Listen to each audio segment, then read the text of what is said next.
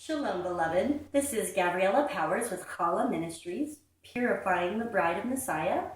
This week's word study is going to be on enemy, or Oyeb, which is the most commonly used form of the word enemy. We also know Ha-Satan means the adversary. That will be in a word study that will be coming up in the future. This word study is Oyeb, however. We are going to look at Mishli, or Proverbs 24:17 through 18. Do not exult when your Oyeb, or when your enemy, falls, and let not your heart rejoice when he stumbles, lest Yahuwah see, and it be evil in his eyes, and he turn away his wrath from him. That's pretty heavy. So when I read that scripture, my question was, Papa, what purpose do our enemies serve in our life? I've recently learned being created in his image. We learned that a few weeks ago. Now I kind of look at people differently. No matter how they're treating me, I always look at them like, wow, they were created in Yahuwah's image as well. So I want to be extra careful to obey the commands that Yeshua and Yahuwah give us in his word about how to treat our enemy. So I asked him, Papa, what purpose does an enemy in our life serve? And this is what I found out.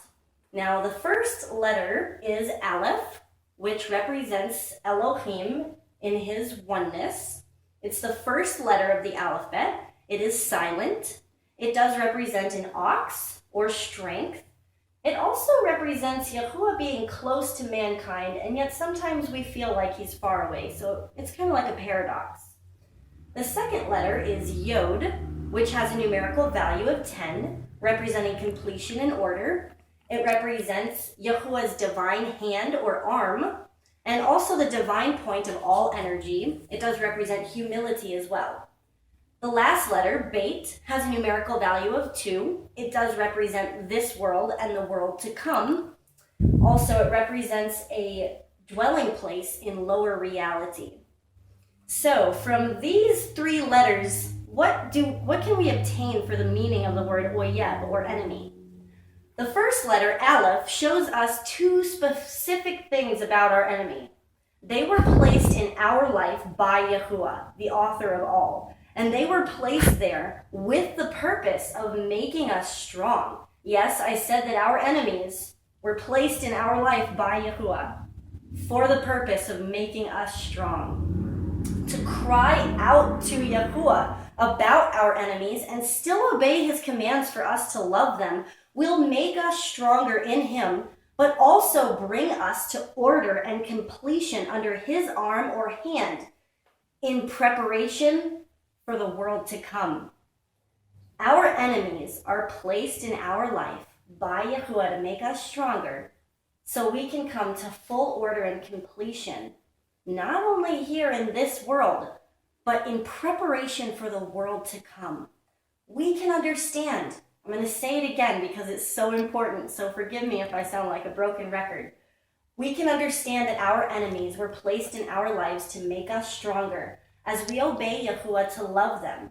His arm and hand will bring us into completion and order in our dwelling place of lower reality, but also ensure that we are ready for Olam Haba, which is the world to come. Where there will be no enemies in the world to come. So loving those who stand strongly against us will bring out the only perfect love in the universe, the character of Yeshua, which is the image and likeness we were perfectly created to be in. The next time that you're facing an Oyeb, an opponent, or somebody you consider an enemy that stands against you, just remember the divine purpose for which they were placed in your life and learn to praise Yahuwah for them as you show the kind of love Yeshua had for his enemies on the cross. Beloved, this life that we're living and this relationship that we have, this discipleship through Yeshua, is all about learning how to love the way that he loves.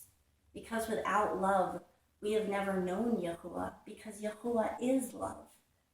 Even our enemies were placed in our life by our loving Creator to serve his purpose. Don't take that for granted.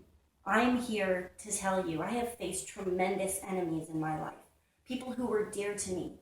People who had positions in my life that should never hurt, but only uplift and encourage. And I was abused for many years. And I say that I am grateful for those years because it really did make me stronger. I cried out to him and he brought me to order and completion in his hand. And he's every day preparing me for the world to come. By continuing to forgive, it doesn't mean that I've kept those people in my life, but I will tell you, I've gone on that journey of forgiveness. It really is about learning how to love like Yeshua loves, even our enemies. Let that sink in. Thank you so much for watching. Don't forget to visit our website to check out what we're up to. We also have our tzitzit or our fringes available.